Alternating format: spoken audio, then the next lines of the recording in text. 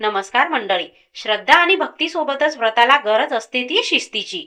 अनेकदा आपण खूप मनापासून पूजा करतो, पण कळत नकळत काही अशा चुका होतात ज्यामुळे व्रताचे पूर्ण फळ आपल्याला मिळत नाही.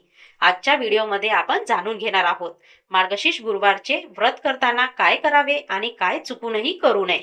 सर्वात आधी पाहूया, हे व्रत करताना कोणत्या गोष्टी करणे आवश्यक आहे. पहिली गोष्ट, ब्रह्ममुहूर्त. या दिवशी सूर्योदयापूर्वी किंवा लवकर उठून स्नान करावे. घर आणि देवघर स्वच्छ करावे, कारण जिथे स्वच्छता असते तिथेच लक्ष्मी वास करते. दुसरी गोष्ट, पूजेत लाल रंगाचा वापर जास्त करावा. मग ते आसन असो, फुले असोत किंवा तुमचे वस्त्र. लाल रंग हा शुभ आणि ऊर्जेचे प्रतीक मानला जातो.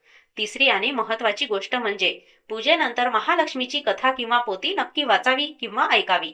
कथेचे वाचन केल्याशिवाय हे व्रत पूर्ण मानले जात नाही. चौथी गोष्ट, शक्य असल्यास या दिवशी एका सुवासिनीला किंवा गाईला काहीतरी खाऊ घालावे. दानातून मिळणारे पुण्य हे पूजे इतकेच महत्वाचे असते.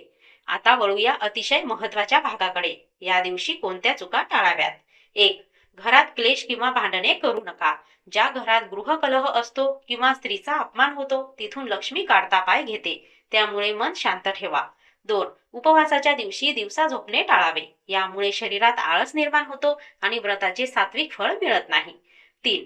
जोपर्यंत घरात पूजेचा दिवा किंवा नंदादीप तेवत आहे तोपर्यंत घर पूर्णपणे बंद करून बाहेर जाऊ नका. घरात कोणीतरी असणे आवश्यक आहे. 4. हे सांगण्याची गरज नाही, पण या पवित्र महिन्यात घरात मांसाहार किंवा मद्यपान पूर्णपणे वर्ज्य असावे. अगदी नैवेद्यात कांदा लसूण सुद्धा वापरू नये. आणि शेवटची गोष्ट, गुरुवारी रात्री झोपताना सिंकमध्ये खरकटी भांडी ठेवू नका किंवा घर अस्वच्छ ठेवू नका. स्वयंपाकघर नेहमी स्वच्छ असावे. तर मैत्रिणींनो, हे नियम कडक वाटत असले तरी ते आपल्याला शिस्त आणि सकारात्मकता देतात. मुख्य म्हणजे तुमची भावना शुद्ध असेल तर आई महालक्ष्मी तुमच्या भक्तीचा स्वीकार नक्कीच करेल. व्रत पूर्ण झाले पण उद्यापन शास्त्रोक्त पद्धतीने केले का, जाणून घेण्यासाठी हा व्हिडिओ नक्की बघा. मंडळी, अशाच महत्त्वपूर्ण माहितीसाठी आपल्या लोकप्रिय सोपे जीवन चॅनलला सबस्क्राईब करा.